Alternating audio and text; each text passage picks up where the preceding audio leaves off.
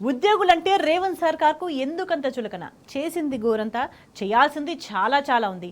కానీ చేసిన కొంచెం దాన్ని పట్టుకొని ఇష్టం వచ్చినట్టు ఏదో అద్భుతాలు చేసినట్టు ప్రచారం చేసుకోవడం ఎంతవరకు correct? At the same time ఉద్యోగులను బలపెడుతోంది ఈ సర్కార్ అనే అభిప్రాయం అందరిలో నెలకొంది. దీనికి సంబంధించి మనం మాట్లాడదాం. మనతో పాటు చర్చలో జాయిన్ అవుతున్నారు బీఆర్ఎస్ నేత దేవి ప్రసాద్ గారు, అదేవిధంగా టీఎన్జీఓ మాజీ ప్రధాన కార్యదర్శి హమీద్ గారు. గుడ్ ఈవినింగ్ అండి. దేవి ప్రసాద్ గారు, ఎట్లా చూడాల్సిన అవసరం కనిపిస్తుంది? ఎందుకంటే కేవలం మెడికల్ బిల్స్ ఎంతో కొంత అది క్లియర్ చేసి ఇంకా మీకు మొత్తం ఏదో అద్భుతాలు చేసేసినాము, ఉద్యోగుల జీవితాలన్నీ మార్చేసినాం అనే విధంగా ప్రగల్భాలు పలకడం, గప్పాలు కొట్టుకోవడం. ఇంకొక వైపు చూస్తే ఉద్యోగుల అందరితో జీవితాలతో ఆటలాడుకుంటున్న పరిస్థితి కనిపిస్తుంది ప్రభుత్వం. స్వేచ్ఛ గారు, మీరు ఇంతకుముందు చెప్పిన అన్ని అంశాలతో పాటు రేవంత్ రెడ్డి గారు ఏంటంటే తెలంగాణ ఉద్యమంలో లేని వ్యక్తి. మేమందరం కూడా అమిత్ గారు కావచ్చు, మేము కావచ్చు, మొత్తం తెలంగాణ ఉద్యోగులు సబ్బండ వర్గాలన్నీ కూడా ఒక పెద్ద ఎత్తున తెలంగాణ రాష్ట్ర సాధన కోసం ఉద్యమం చేస్తున్నప్పుడు ఆ ఉద్యమాన్ని అణచడానికి బయలుదేరినటువంటి రేవంత్ రెడ్డి. అందుకే తెలంగాణ ఉద్యోగులందరూ కూడా వీరోచితమైనటువంటి పోరాటం చేసారు అనేటువంటి అక్కసు పెట్టుకొని అలా ఉద్యోగుల పట్ల ఈయన కఠిన వైఖరి అవలంబిస్తున్నాడు అనేటువంటి మాట యథార్థం. అంటే ఉద్యమంలో ఉన్నటువంటి వాళ్ళు తానే ఉద్యమకారుడు కావాలి, మిగతా వాళ్ళు ఎవరు కూడా ఉద్యమకారులు కాదని ఆ పేరు తెచ్చుకోవడానికి రకరకాల నానా తంటాలు పడతారు. ఆ విగ్రహావిష్కరణలు, జాతీయ తెలంగాణ తల్లి గీతము, ఇట్లా రకరకాలుగా అంటే అన్ని గద్దర్ అవార్డుల పేరు మీద తెలంగాణ చరిత్రను వక్రీకరించినటువంటి వాళ్ళకు అవార్డులు ఇచ్చేటువంటి పద్ధతి, ఇవన్నీ మనకు చూస్తూ ఉంటే డెఫినెట్గా ఒక్కసారన్నా జై తెలంగాణ అనకుండా ఆయన చేసే ప్రయత్నాలన్నీ వ్యర్థమే కదా. అంతే కదా. ఆయన అసలు ఈ తెలంగాణ అస్తిత్వం పట్ల కానీ, తెలంగాణ ప్రజల పట్ల ప్రేమ కానీ, తెలంగాణ ఉద్యమం పట్ల కానీ, తెలంగాణలో ఉన్నటువంటి సమస్యల పట్ల సోయి కానీ లేనివాడు ముఖ్యమంత్రి ఏమవుతాడో ఇలా తెలంగాణ చాలా స్పష్టంగా చూస్తాం. ముఖ్యంగా ఉద్యోగులకు సంబంధించినటువంటి అంశాల్లో ఉద్యోగులకు మీరు ఏం చెప్పినారు? ఎన్నికల మేనిఫెస్టోలో మీరు చాలా స్పష్టంగా చెప్పారు. మేనిఫెస్టోలో ఒక 5-6 అంశాలు చాలా స్పష్టంగా పెట్టారు. మీరు పెట్టినటువంటి అంశాలు ఏంది? ఉద్యోగులందరికీ ఆ రోజు ఉన్నటువంటి పెండింగ్ డిఏలన్నీ కూడా మేము తక్షణం చెల్లిస్తామని. ఇది ఎప్పటి మాట? నవంబర్ 23 నాటి మాట. 23 తర్వాత ఈ 2 సంవత్సరాల కాలంలో, ఈ అక్టోబర్ ఒక 2 నెలలు అయితే వస్తుంది. ఈ 2 నెలల కాలంలో 4 డిఏలు కేంద్ర ప్రభుత్వం ఒకటి ప్రకటించాలి, దాంతోపాటు 4 డిఏలు, అంతకుముందున్న 3 డిఏలు, మొత్తం 7 డిఏలకు కానీ అప్పటికే కేసీఆర్ ప్రభుత్వం ఎన్నికల కమిషన్కు రాసిన ఒక డిఏను ఆ రోజు అనివార్యంగా, ఎందుకంటే ఎన్నికల కమిషన్ క్యాబినెట్ అప్రూవల్ తీసుకొని ఎన్నికల కమిషన్కి పంపించింది కాబట్టి ఆ ఒక్క డిఏ రేవంత్ రెడ్డి రాగానే 2 నెలలు, 3 నెలలు, 4 నెలల తర్వాత రిలీజ్ చేసి ఆ తర్వాత ఇచ్చింది ఒకటే డిఏ. ఇప్పుడు మళ్ళీ 5 డిఏలు పెండింగ్లో ఉన్నటువంటి పరిస్థితి. అంటే మీరు పెండింగ్లో అన్ని డిఏలను విడుదల చేస్తామని చెప్పి కేవలం ఒక డిఏ మాత్రమే పెట్టి సర్దుకోండి. ఇంకో కొత్త విధానం, దుష్ట విధానం ఏం తీసుకొచ్చిందంటే 6 నెలల తర్వాత ఇంకొక డిఏ విడుదల చేస్తాం. 6 నెలలు, ప్రతి 6 నెలలకు ఒక డిఏ కేంద్ర ప్రభుత్వం ఇస్తుంది, మ్యాండేటరీగా ఇవ్వాలి. సుప్రీంకోర్టు కూడా అనేక సందర్భాల్లో చెప్పింది. అయినప్పటికీ కూడా 1-2 డిఏలు పెండింగ్ ఉండమనేటువంటి సర్వసాధారణం అన్ని రాష్ట్రాలు. కానీ భారతదేశంలోనే ఇది 2వ రాష్ట్రం ఇలా తెలంగాణ, వెస్ట్ బెంగాల్. ఈ 2 రాష్ట్రాల్లోనే ఇలా డిఏలు పెండింగ్ ఉన్నటువంటి సందర్భాన్ని చూస్తాం. అంటే దీనికి సంబంధించి వీళ్ళు అనౌన్స్మెంట్ చేసిన సందర్భంలో కూడా డిఏలు 2 డిఏలు ఇస్తున్నామని, అంటే వాళ్ళ అనుకూల మీడియాలంటే 2 డిఏలు పైన హెడ్డింగ్ లో కనిపిస్తుంది, కానీ కింద ఇంకొకటి 6 నెలల తర్వాత. ఇప్పుడు అది ఎప్పుడు కూడా లేదు స్వేచ్ఛ. మీరు అంటే ఒక దశాబ్దాల కాలంగా మేము చూస్తున్నాం కదా, ఒక డిఏ విడుదల చేసి 6 నెలల తర్వాత ఉత్తర్వులు ఇస్తా అన్నటువంటి సందర్భం ఇప్పటివరకు మేమైతే ఒక 3 దశాబ్దాలుగా ఉద్యోగ సంఘాలకు ప్రాతినిధ్యం వహించడం ఎప్పుడు చూడలేదు. అంటే ఇది ఎట్లా చేస్తున్నానంటే ఉద్యోగులందరినీ కూడా నా దగ్గర ఏమీ లేదు, నన్ను కోసుకొని తినండి, నన్ను వండుకొని తినండి, నేను ఏమి ఇవ్వలేనని చెప్పి మరి డిఏ అడగడం డిఏను అడగకుండా, పిఆర్సీ అడగకుండా, ఉద్యోగుల సమస్యలు అడగకుండా నోరు నొక్కేసేటువంటి ఒక దుష్ట పన్నాగం ఈ రేవంత్ రెడ్డి 15 నెలల్లో చేస్తాం. గతంలో 10 ఏళ్లలో ఏమి చేయలేదు ఉద్యోగులకని అనేక మంది మాట్లాడుతున్నటువంటి తరుణంలో ఏమి చేయకుండానే 10 ఏళ్లలో 73% ఫిట్మెంట్ వచ్చిందా స్వేచ్ఛ గారు? అట్లాగే 19 వరకు మీరు ప్రోమోలో కూడా చదివినారు. 2019 వరకు అంటే కరోనా కాలం వచ్చే వరకు కూడా 1వ తారీఖునే జీతాలు వేసారు. 19 తర్వాత వచ్చినటువంటి ఆర్థిక మాంద్యాల వల్ల, ప్రపంచవ్యాప్తంగా వచ్చినటువంటి అనేక విషయాల వల్ల కొంత లేట్ అయినటువంటి మాట వస్తుంది. ఇప్పుడు కూడా నువ్వు ఫస్ట్ జీతాలు ఎవరికి ఇస్తున్నావు? కేవలం పే అండ్ అకౌంట్స్కి పోయేటువంటి ఉద్యోగులకు మాత్రమే, మీరు ట్రెజరీకి పోయే ఉద్యోగులకు మాత్రమే ఇస్తున్నావు. మిగతా ఉద్యోగులు ఎవరైతే పర్మనెంట్ ఉద్యోగులకు మాత్రమే ఇస్తున్నాం. మిగతా ఉద్యోగులు ఇలా కాంట్రాక్ట్ ఉద్యోగులు ఉన్నారు, అవుట్ సోర్సింగ్ ఉద్యోగులు ఉన్నారు, అంగన్వాడీలు ఉన్నారు, ఆశాలు ఉన్నారు, ఇందిరాక్రాంతి పథకం వాళ్ళు ఉన్నారు, అనేక మంది అనేక రకాల ఉద్యోగులకు ఎవ్వరికి 1వ తారీఖు జీతం ఇస్తలేవు. ఇలా 2 నెలలుగా 3 నెలలుగా వేతనాలు రానటువంటి ఉస్మానియా యూనివర్సిటీ కింద ఉన్నటువంటి కళాశాలల విద్యార్థులు కూడా, కళాశాల ఉద్యోగులు కూడా ఉన్నారు. అదొక్కటే కాదు, కాంట్రాక్ట్ లెక్చరర్లకు వేతనాలు లేవు, అంగన్వాడీలకు రెగ్యులర్గా వేతనాలు లేవు, ఆశాలకు వేతనాలు లేవు. ఇట్లా మనం చెప్పుకుంటూ పోతే మొత్తం రాష్ట్రం అంతా కూడా కేవలం 1వ తారీఖు వేతనం ఇస్తున్నా అని కొంతమందికి చెప్పి అందరి నోళ్ళు కొట్టేటువంటి ప్రయత్నం చేస్తూ ఉన్నాడు. ఇది ఒక్కటే కాదు, మీరు మేనిఫెస్టోలో పెట్టిన ఏ ఒక్క అంశమైనా నేను పరిష్కరించడానికి చెప్పేటువంటి అవకాశం, కేవలం ఒక డిఏ మాత్రమే ఇచ్చి ఇలా మొత్తం అన్నీ నేను చేసినా అని చెప్పి ఉద్యోగులని, ఉద్యోగ సంఘాలని, మిగతా వాళ్ళని బెదిరించేటువంటి ప్రయత్నం చేస్తున్నాడు. బెదిరించడమే కదా, నేను ఏమి ఇవ్వలేను అంటే ఇంకేమంటారు? ఒక ముఖ్యమంత్రి, పరిపాలకుడే స్వయంగా నేను ఏమి చేయలేనన్న తర్వాత ఏ ఉద్యోగి ధైర్యంతో పోయి అడిగేటువంటి అవకాశం ఉంటుంది? కాబట్టి ఇటువంటి సందర్భంలో ఇవాళ రాష్ట్ర ప్రభుత్వం వ్యవహరిస్తున్నటువంటి తీరు ఉద్యోగులందరూ కూడా తీవ్రమైనటువంటి అసంతృప్తితో ఉన్నారు. ఇప్పుడే ఉద్యమాలు లేకపోవచ్చు, వెంటనే సమ్మెలకు పోకపోవచ్చు, కానీ ఉద్యోగుల మనసుల్లో మాత్రం తీవ్రమైనటువంటి గాయాలు చేసి వాళ్ళ ఆత్మగౌరవాన్ని దెబ్బతీసే విధంగా ఈ 18 నెలల పరిపాలన కొనసాగిందనేటువంటి మాట యథార్థం. ఎస్ హమీద్ గారు, ఎగ్జాక్ట్లీ ఎందుకు ఉద్యోగులంటే ఇంత చులకన, ఎందుకు ఇంత చిన్న చూపు, ఎందుకు ఉద్యోగుల ఆత్మగౌరవం దెబ్బతినేలాగా మాట్లాడడము, వ్యవహరించడం? మాటలు అట్లానే ఉన్నాయి, చేతులు కూడా అట్లానే ఉన్నాయి. ఎందుకంటే ఉద్యోగులని వాళ్ళు ఇబ్బంది పెడుతున్న తీరే దానికి నిదర్శనంగా కనిపిస్తుంది. దేవిప్రసాద్ గారు లిస్ట్ అవుట్ చేసినట్టు ఎంతమందికి వాళ్ళ జీతాలు లేకుండా ఇబ్బందులు పడుతున్న పరిస్థితి కనిపిస్తుంది. ఎందుకు రేవంత్ రెడ్డి సర్కార్కి, కాంగ్రెస్ ప్రభుత్వానికి ఉద్యోగుల మీద ఇంత అక్కసు ఉందని అనుకుంటున్నారు? ప్రత్యేకంగా ఏంటంటే, ప్రత్యేక తెలంగాణ రాష్ట్ర సాధన ఉద్యమంలో ముందుండి పోరాడిన సంఘాలు, ప్రత్యేకంగా ఉద్యోగులు, రిటైర్డ్ ఉద్యోగులు అందరూ కూడా ఫ్రంట్ లైన్లో ఉండి ప్రత్యేక తెలంగాణ రాష్ట్ర సాధన కొరకు కొట్లాడిన చరిత్ర ఉంది ఉద్యోగస్తులకు. అది కాకుండా ఈయన ఏ రోజు కూడా ఉద్యమాలు చేయకుండా, వీళ్ళు ఆ రోజులలో ఉద్యమాలు చేసి ఎంతో పేరు ప్రతిష్టలు వచ్చినాయి కాబట్టి ఆయన అది జీర్ణించుకోలేకుండా ఈరోజు ఈ రివెంజ్ ఉద్యోగస్తుల మీద తీసుకుంటుండని నా ప్రత్యేక అభిప్రాయం. ఇంకొకటి, డిఏలు వారి మేనిఫెస్టోలో, అభయహస్త మేనిఫెస్టోలో పేర్కొన్నట్టు 3 డిఏలు తక్షణం ఇస్తామని చెప్పి ఒక్క డిఏ 18 నెలల తర్వాత ఒక డిఏ ఇచ్చి దానికి 28 ఇన్స్టాల్మెంట్లతోటి మేము తిరిగి చెల్లిస్తామని చెప్పడం, అది దాని కొరకు ఏ ఉద్యోగి అయినా కానీ, ఏ రిటైర్డ్ ఉద్యోగి కూడా సంతోషంగా లేడు.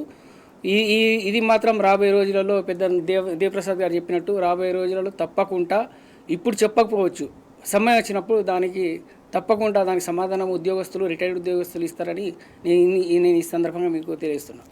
అంటే ఇంత స్థాయిలో ఇబ్బంది పెట్టడం అని అంటే ఏ 1-2 సమస్యలు ఉన్నాయంటే కాదు, మొత్తం దాదాపు ఆల్మోస్ట్ అన్ని సమస్యల్లోనే మొత్తం తలమునకలు అయిపోయిన పరిస్థితి ఉద్యోగులది ఇవాళ. ఎందుకంటే ఇట్లా బెదిరింపు మాటలు మాట్లాడితే, ఇట్లా చిన్నబుచ్చినట్టు మాట్లాడితే ఉద్యమం చేయడం ఆపుతారా? వాళ్ళ హక్కులని వాళ్ళు అడగడం ఆపేస్తారు అనే ఆలోచనలో ఉందా ప్రభుత్వం? ఏమనుకుంటున్నారు? వాళ్ళు ఆపితే ఆగేదేమి ఉండదు. దాని సమయం కొరకు వేచి చూస్తారు ఉద్యోగస్తులైనా కానీ, రిటైర్డ్ ఉద్యోగులైనా కానీ.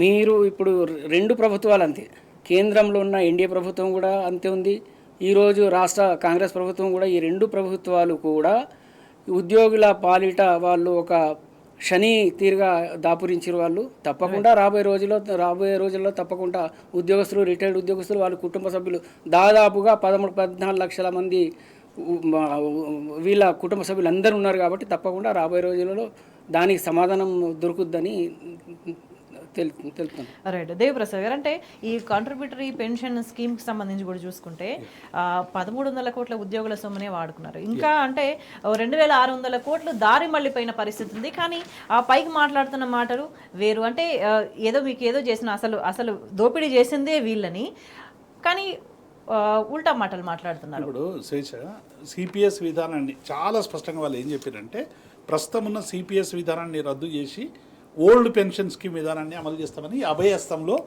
11లో ఉద్యోగులకు ఇచ్చినటువంటి 3వ హామీ.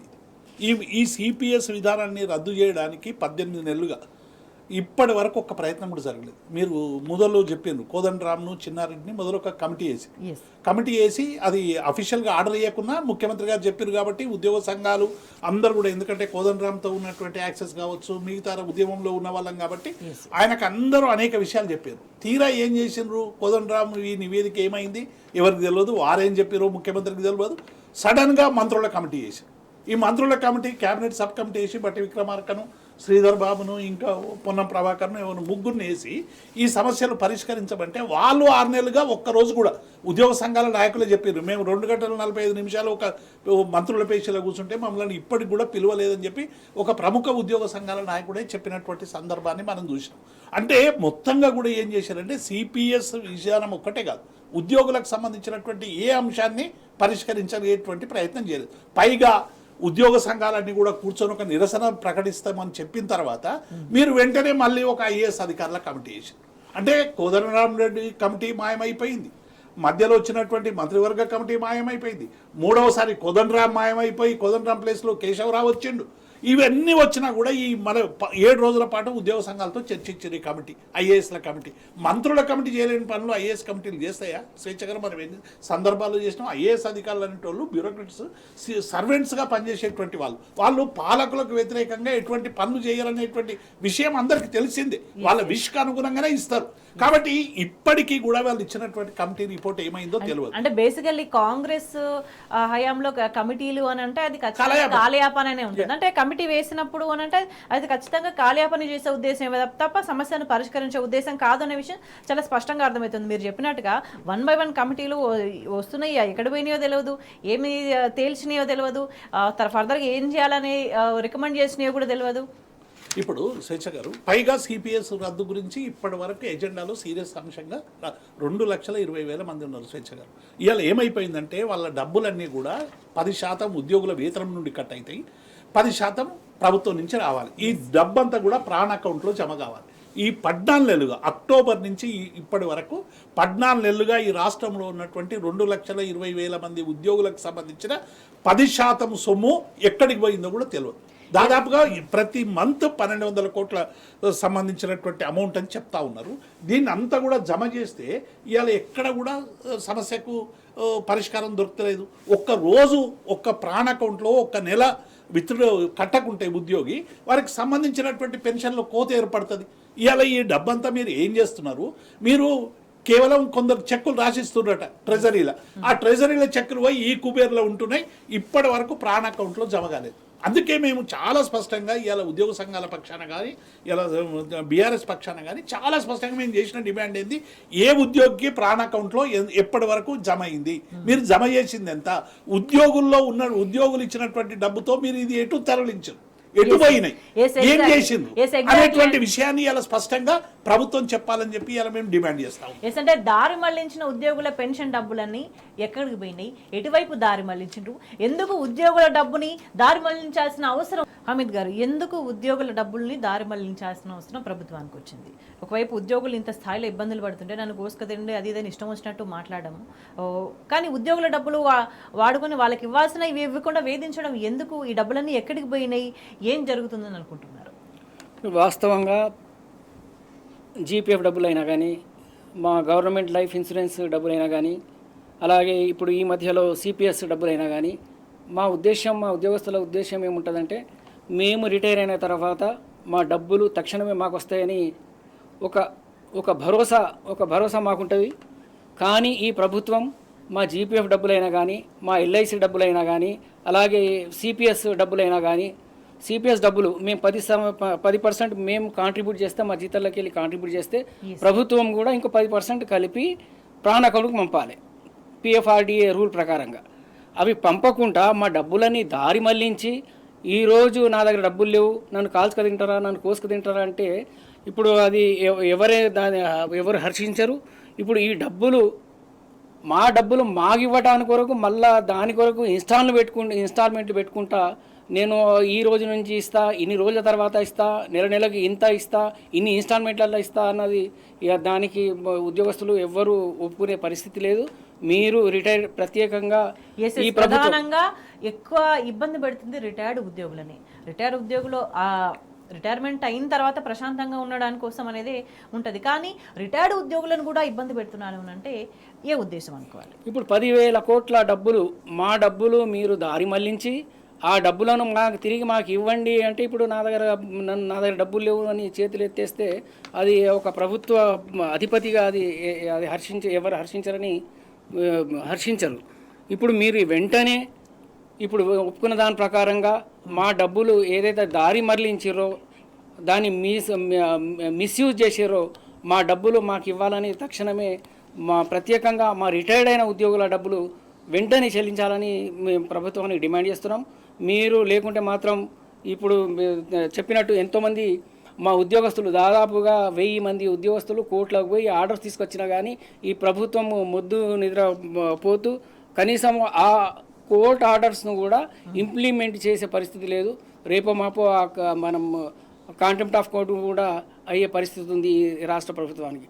కాబట్టి ఈ ప్రభుత్వం మీరు ఈ కొన్ని ఏవైతే మా డబ్బులు ఉన్నాయో జీపీఎఫ్ఐ అయినా కానీ ఎల్ఐసి డబ్బులైనా కానీ ఇప్పుడు ఈ మధ్యలో మా సిపిఎస్ డబ్బులైనా కానీ మీరు తక్షణమే చెల్లించండి. లేకుంటే మాత్రం మనము పిఎఫ్ఆర్డిఏ రూల్స్ ప్రకారంగా ఇంట్రెస్ట్ రాదు. కాబట్టి రాబోయే రోజులలో పెద్ద ఎత్తున మా సిపిఎస్ ఉద్యోగులు నష్టపోయే అవకాశాలు ఉన్నాయి. కాబట్టి మీరు తప్పకుండా వెంటనే ఈ డబ్బులు మా డబ్బులు మాకు చెల్లించాలని ఈ ప్రభుత్వాన్ని డిమాండ్ చేస్తున్నాం. రైట్ దేవిప్రసాద్ గారు, అంటే ఇదేదో లెక్కపత్రం లేని వ్యవహారం అసలే కాదు. ఖచ్చితంగా లెక్కలన్నీ ముందు పెట్టి నిలదీసి అడుగుతున్నారు ఉద్యోగులు, సంఘాలన్నీ కూడా.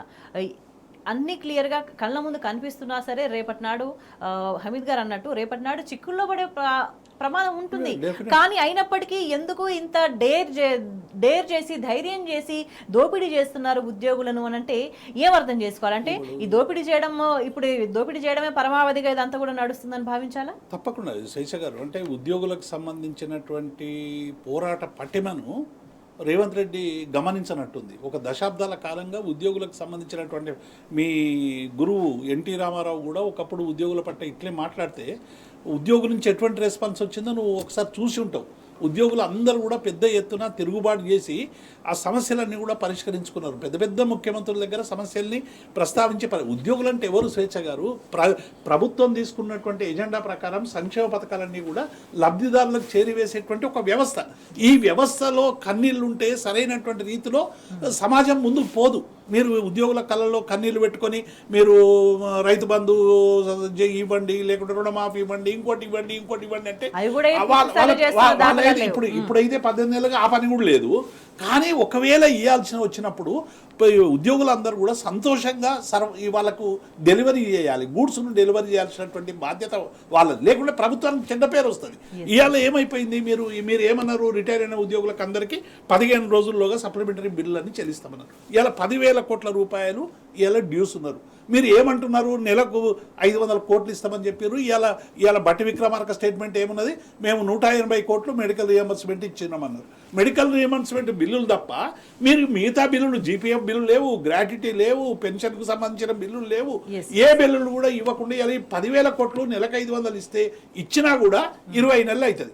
మళ్ళీ రిటైర్ అయిన ఉద్యోగులకు ఎన్ని రోజులు ఇస్తారు అంటే ఒక్కొక్క రిటైర్ అయిన ఉద్యోగికి డబ్బులు దొరికే వరకు 4 ఏళ్ళు 5 ఏళ్ళు 61 ఏళ్లకు రిటైర్ అయితే 5 ఏళ్ల పాటు నీ సెక్రటరియట్ చుట్టూ తిరిగేటువంటి ఒక దుష్ట సంస్కృతిని ఇవాళ మీరు తెస్తా ఉన్నారు. సెక్రటరియట్లో లైన్ కట్టడం, ఇక కమిషన్లు ఇవ్వడం, ఎవరినో బ్రోకర్ను పట్టుకోవడం, ఇవన్నీ కూడా ఉద్యోగులకు ఒక కొత్త చిక్కులు తెచ్చిపెట్టేటువంటి పరిస్థితి కనబడతా ఉంది. ఈ ఒకవైపు సిపిఎస్ డబ్బులేమో మీరు యథేచ్ఛగా కొల్లగొట్టి వాళ్ళకి 10% ఇవ్వకుండా అవి చేస్తారు. ఇదేమన్నా బాగుపడుతుందేమని కేంద్ర ప్రభుత్వం మీద, రాష్ట్ర ప్రభుత్వాల మీద పోరాడుతుంటే ఇంకా కేంద్ర ప్రభుత్వం, బీజేపీ ప్రభుత్వం ఏం చేస్తుంది, యునైటెడ్ పెన్షన్ స్కీమ్ అని తెచ్చింది. పెనం నుండి పొయ్యిలో పడేసింది ఉద్యోగులందరినీ కూడా. ఇలా యూనిఫైడ్ పెన్షన్ స్కీమ్ కూడా వద్దురా బాబు, మాకు ఈ పెన్షన్ స్కీమ్ వల్ల మేము నష్టపోతున్నాం, రిటైర్ అయిన ఉద్యోగులు సజావుగా తమ భావి జీవితాన్ని సరైనటువంటి రీతిలో గడపాలంటే మాకు పాత పెన్షన్ విధానం కావాలని కొట్లాడుతూ ఉంటే ఇవాళ యునైటెడ్ పెన్షన్ స్కీమ్ని తెచ్చి, యూనిఫైడ్ పెన్షన్ స్కీమ్ని తీసుకొచ్చి అందులో కూడా 1,00,000 కండిషన్లు పెడుతున్నారు. ఇప్పుడన్నా ఈ నూతన పెన్షన్ విధానంలో 60% డ్రా చేసుకునే అధికారం ఉంటుంది. రేపు యూనిఫైడ్ పెన్షన్ అధికారంలో 10% మేము, 18% గవర్నమెంట్, 28% అందులో పెట్టి మొత్తం షేర్ మార్కెట్లో పెడతారు. ₹1 కూడా విత్డ్రా చేసుకోవడానికి లేదు. మీరు మొత్తం డబ్బులు ఉంటేనే 50% పెన్షన్ వస్తుంది. ఇట్లా ప్రాణ అకౌంట్లో ఒక 10 నెలలు వానికి పడలేదనుకో డబ్బులు, ఏదో వాని మీద యాక్షన్లో లేకుంటే ఇంకొక రకమో జబ్బు వచ్చో లేకుంటే లీవులు పెట్టో ప్రాణ అకౌంట్కి జమ కాకుంటే పెన్షన్లో కోత పడుతుంది. మరి దీనికి అందరికి ఎవరికి బాధ్యులు? కాబట్టి ఇవాళ ఎవడైతే ప్రాణ అకౌంట్లో ఇవాళ చిన్న చిన్న ఇండస్ట్రీలల్లో 20 మంది ఉద్యోగులు ఉన్నటువంటి వాళ్ళలో వాళ్ళ ఈపీఎఫ్ సకాలంలో జమ చేయకపోతే వాళ్ళ మీద యాక్ట్ ప్రకారం క్రిమినల్ చర్యలు ప్రభుత్వమే తీసుకుంటుంది. కానీ ఇవాళ ప్రభుత్వమే ఇటువంటి తప్పు చేస్తే వాళ్ళ మీద క్రిమినల్ చర్యలు ఎవరు తీసుకోవాలి? డెఫినెట్గా ఇవాళ అధికారులు ఎవరైతే ఉన్నారో, ఇవాళ ఆర్థిక శాఖ అధికారులు ఎవరైతే ఉన్నారో, ఇవాళ సంబంధిత అధికారులు ఎవరు ఉన్నారో వాళ్ళందరూ కూడా బాధ్యులు అవుతారు. డెఫినెట్గా ఉద్యోగులకు సంబంధించినటువంటి సొమ్మును పక్కకు మళ్ళిస్తే రేపు రాబోయే కాలంలో అందరూ కూడా ఎన్నడో నాడు శిక్షలు ఎదుర్కోక తప్పదు. కాబట్టి ఇప్పటికైనా సిపిఎస్ ఉద్యోగుల సమస్యలు పరిష్కరించి వాళ్ళ డబ్బులు వాళ్ళకి ఇవ్వండి. మీరు మేనిఫెస్టోలో ఏం పెట్టిర్రు? మేనిఫెస్టోలో రద్దు చేస్తామన్నారు, మరి రద్దు చేయండి. అన్నీ చేస్తామంటారు కదా. 50 సార్లు ఢిల్లీకి పోయిండు రేవంత్ రెడ్డి గారు. ఒక్కసారైనా సిపిఎస్ ఉద్యోగుల గురించి కేంద్రంతో కానీ చర్చించినట్టు కానీ ఇక్కడ చర్చించినట్టు కానీ ఏమైనా ఉందా?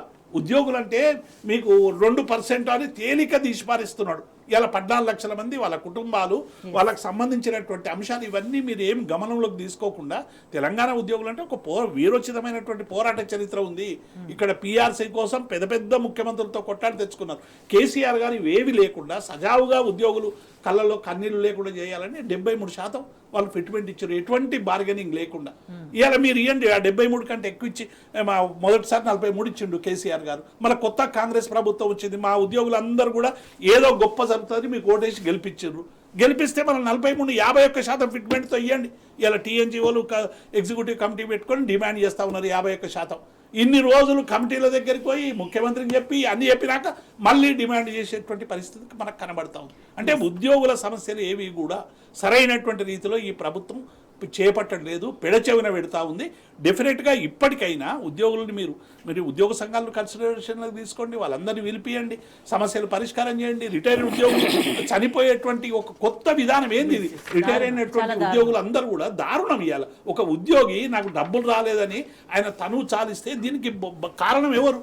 ఈయన ఒక్కడే కాదు, గతంలో కూడా ఒక ఏఎస్ఐ నేను చనిపోతా అని వీడియో ఇచ్చిన తర్వాత ఆయన బిల్లులు పేమెంట్ చేసినటువంటి సందర్భాన్ని చూసాం. అనేక మంది డబ్బులు అప్పులు తెచ్చుకొని హైకోర్టుకు పోయి కేసులు వేసి ఇవాళ మా డబ్బులు మాకు రావాలని చెప్పి ఇవాళ ఆఫీసులో చుట్టూ తిరిగే పరిస్థితి వచ్చింది. అంటే ఉద్యోగులంటే ఏమీ లెక్క లేకుండా ఇవాళ రేవంత్ రెడ్డి ఈ నాటకం ఆడుతూ ఉన్నాడు. అది ఒక్కటే, ఒక ఉద్యోగుల పట్లే కాదు, ఇవాళ మహిళల పట్ల ఆయనకు చిత్తశుద్ధి లేదు, రైతుల పట్ల చిత్తశుద్ధి లేదు. ఇవాళ రైతు బంధు వేయడంలో ఎన్ని ఇబ్బందులు పెట్టిండో మనకు తెలుసు. అన్ని వర్గాలను మోసం చేసినట్టే నేను ఉద్యోగులను కూడా మోసం చేస్తూ ఉంటాను. అన్ని సబ్బండ వర్గాలు కూడా ఇవాళ ఆలోచిస్తున్నాయి. మనల్ని విడదీసేటువంటి ఒక కుట్ర జరుగుతూ ఉంది. ఉద్యోగుల్ని ప్రజల్ని వేరు చేసి ఏ సంక్షేమ పథకాలు ఆడగానే ఏ ముఖ్యమంత్రి అయినా అడుగుతాడా ఉద్యోగులను నేను ఏ సంక్షేమ పథకాలు ఆపాలి? మీకు మీ సంక్షేమ పథకాలు ఆపడక్కలే, మీ ఫ్యూచర్ సిటీ, మీ 4 బ్రదర్స్ ఆగడాలు ఆపండి, అన్ని సమస్యలు పరిష్కారం అయిపోతాయి. కానీ ఇలా ఏవి లేకుండా నువ్వు స్టేట్ అవేగా ఇవాళ మీరు ఉద్యోగులకు సంబంధించినటువంటి సొమ్మును అటు ప్రాణ అకౌంట్కు బదిలీ చేయరు, ఇవాళ ఉద్యోగుల డబ్బులు ఇయ్యరు, జీపీఎఫ్ డబ్బులు ఇయ్యరు.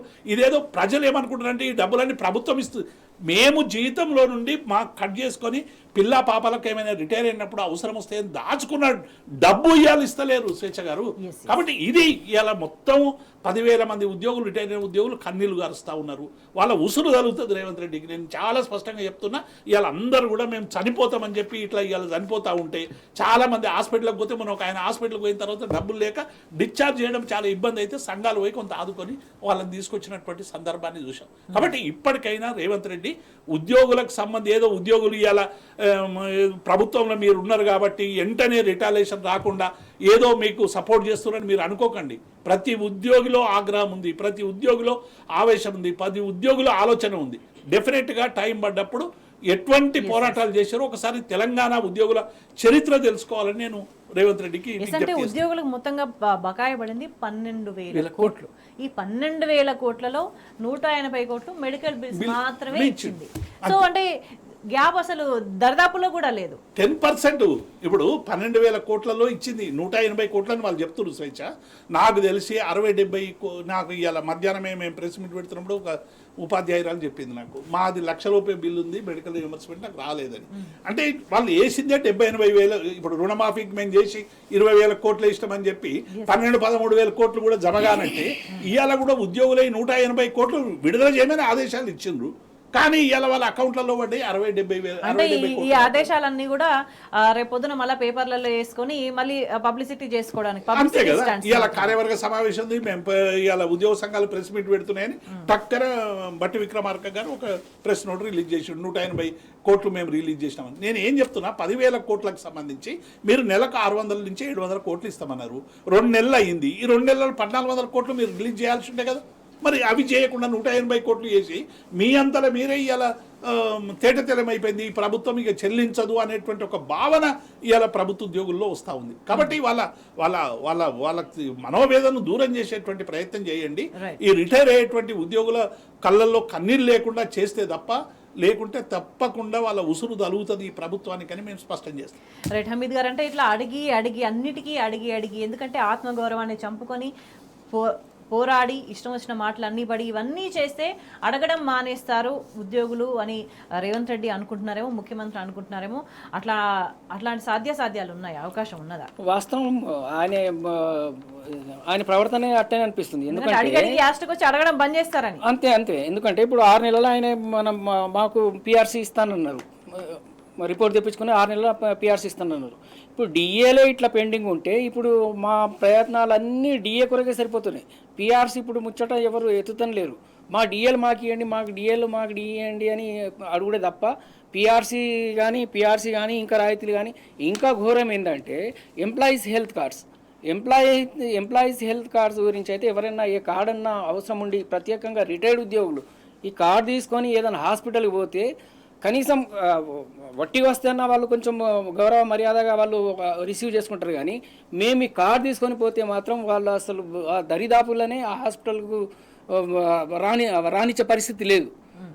మా ఎంప్లాయీస్ హెల్త్ కార్డు గురించి మేము ఈ హెల్త్ కార్డ్స్ ఎక్కడ కూడా అమలు అవుతలేవు అని మేము వాలంటరీగా ఆర్గనైజేషన్స్ అన్నీ ఉద్యోగ ఆర్గనైజేషన్స్ అయినా కానీ రిటైర్డ్ ఉద్యోగుల ఆర్గనైజేషన్ కానీ నాయన మీరు ఇచ్చిన ఈ హెల్త్ కార్డ్స్ ఎక్కడ కూడా అమలు అవుతలేవు కాబట్టి మేము 1% కాంట్రిబ్యూట్ మేము చేస్తామని మేము ప్రభుత్వానికి వాలంటరీగా రిప్రజెంట్ ఇచ్చినాం.